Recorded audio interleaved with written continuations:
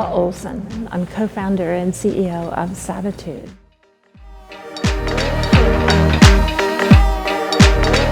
So I had a really crappy childhood. So as a coping mechanism, I started fantasizing alternates. So instead of being here with bad things, I could be thinking about better things. So that allowed me to start inventing. So the first real invention that I can think of that I can share is in 4th grade, sitting in school. I spent a lot of time trying to figure out how to and why didn't we have water fountains at each of our desks? Why in the world didn't adults do that for us? But again, if you did that, then that meant we'd have to have toilets at our seat because then we were missing too much class. So I invented, and my dad worked at NASA, and so you know how they have some kind of a suit. So I'm like, we could have those at our desks and people wouldn't have to go to the bathroom. We could just, why don't we bring NASA to schools?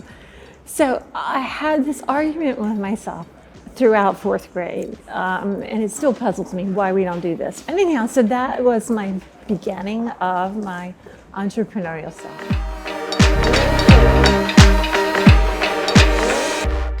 Yes, I wanted to speak about perseverance. When I was living in Manhattan and I was a venture capitalist, working with Alan Patrikoff. So at that time I was single, but I was looking to go out. Jim would say to me, Camilla, if you want to get laid, you have to show up. Right? So there's a corollary into entrepreneurship that if you want to succeed, you have to continue, you have to persevere. So I don't understand how people give up when you're doing entrepreneurship. Because if you give up, you won't succeed. But if you persist, you will keep finding pivots. You will find your way to success.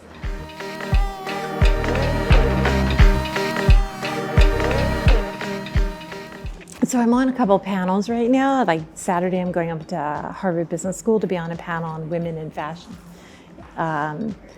And one of the homework is come up with examples of, what it's like to be a woman in fashion. And I'm like, you breathe, how can I come up with an example? I'm not quite sure what to say. Except this morning, I go to a meeting, get in the conference room, I get my CTO on a call, because he's in Ann Arbor. He's on the video call, and we're meeting with the head of data science, VP. The VP will not even look at me. He's talking to my CTO, and I'm trying to even say something. He says, hold on, Camilla. He will not talk to me, will not let me say a word, and is rude. He will only talk to my CTO. Do I get up and walk out? He just would not even discuss anything with me. It was horrifying. I just have not been in a room with a misogynist in such a long time. It was horrifying. So that's being a woman in tech. Doesn't happen every day. It's been a long time, but that was this morning. It actually started back in 1994, or maybe earlier. So I grew up. My mother sewed my clothes, but that was because we couldn't afford to buy clothes. And I sewed my clothes eventually when I was able to do that. And then later on, I developed a very bad habit of buying Chanel clothes, and that was way too expensive. And when the dot-com bubble burst, I certainly couldn't afford that habit. So I started sewing again. I am a serial entrepreneur, and I'd founded 2 predictive modeling companies. in the biopharma space. One went public and the other one was acquired for $100 million a year after we launched it. And I went back to school and got a master's in fashion and textile design. So I launched my own e-commerce label, and that's when I learned about this problem. And I ran it for 5 years, struggling with this concept of fit. I ran experiments trying to solve it within my own label. And I suddenly realized I could solve it using techniques that I had learned in my earlier modeling companies, if I had the right engineer with me. So of course I found the right guy, and I shut down my label and we launched Savitude. Initially, we launched a recommendation technology. So what this was is that we used image recognition to classify all the clothes that are in an e-commerce store. And then we've developed a very simple quiz that women answered, and from that we could figure out what their body shape looked like. And so we took all the clothes that are in that e-commerce site and sorted it and just presented to the shopper what would look good on them. So they didn't have to sort through all the stuff that, that they know would look bad, and automatically reject. So you walk in the store as if it had already been sorted by a stylist just for you. So women loved that. And we did some tests and we proved an 11% increase in sales with that product. But we found that despite having a really good result, e-commerce people didn't want to buy it because they were convinced it was a size problem, not a shape problem. And so this is where ageism and sexism comes into the industry, because there are about 200 competitors in the industry selling a size-based solution, and they're well-funded.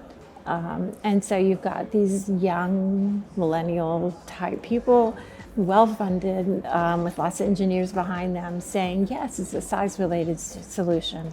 And you have one person, me, coming out there saying, oh no, it's a shape solution. And people tend to believe the masses and not the individual. And so it got tiresome running that fight. But last summer, we discovered that we could design.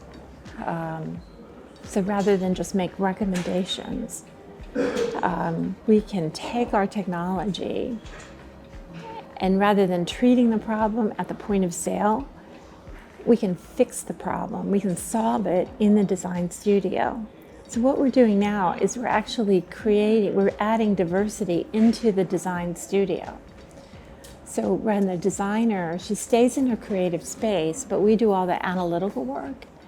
And she designs her beautiful clothes, but in the background, we do all the analysis so that we make sure that her collection serves all women, that there are enough silhouettes with the right design details so that all the body shapes will have clothes that fit and will flatter their body shape.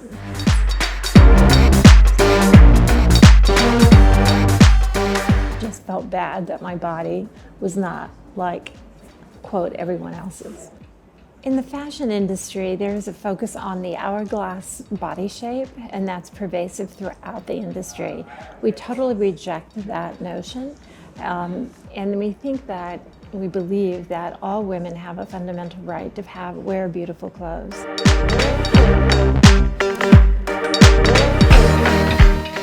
Well, I was born in Alaska. My dad was a spy, and we were stationed with him there. And I was raised in Washington, D.C. I worked at Johnson & Johnson and Becton Dickinson and in venture capital. And my venture capital firm moved me to California. And I've been living in Palo Alto ever since.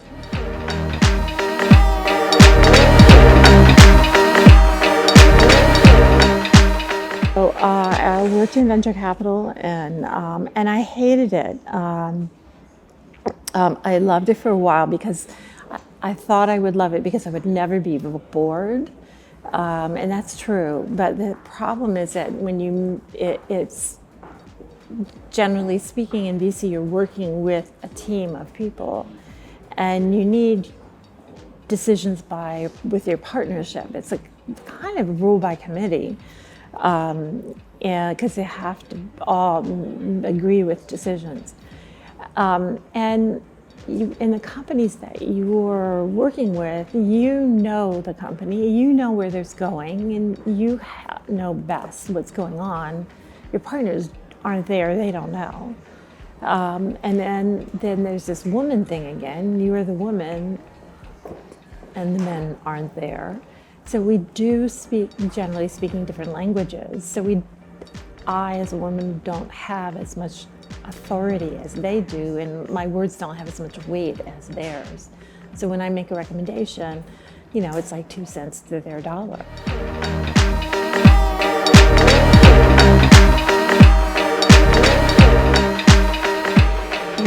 One really good thing about being here is the exposure to the immigration lawyer, and I've done, accelerators or programs, and you have, as an entrepreneur, you get exposed to lots of different experiences. And unique to this program is time with the immigration lawyer. And at the time that we were here, we were looking to add one engineer to our team, and we'd been looking at this one guy. Because my CTO was here, he met with the lawyer. He had the courage and the knowledge to go forward and do it. And so we agreed, Nick and I agreed that he was going to do all the work. I wasn't doing anything. I said, you do the work, you can do it. But he had the courage, the knowledge, he did it. We got the visa, we hired the guy, and he has been amazing. And so it was the best decision. So we're really happy about that.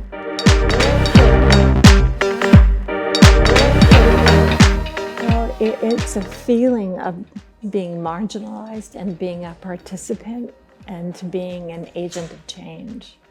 So when you have the right clothes that you feel are made for you, and you're not and that you feel beautiful in, you have a sense of confidence, and that you feel like you belong, and that you can actually, your thoughts matter. So I think we can see many more people participating in our society, and have more people acting to change our society for the better and not feel marginalized. Have more women feeling less depressed, more confident, and moving forward.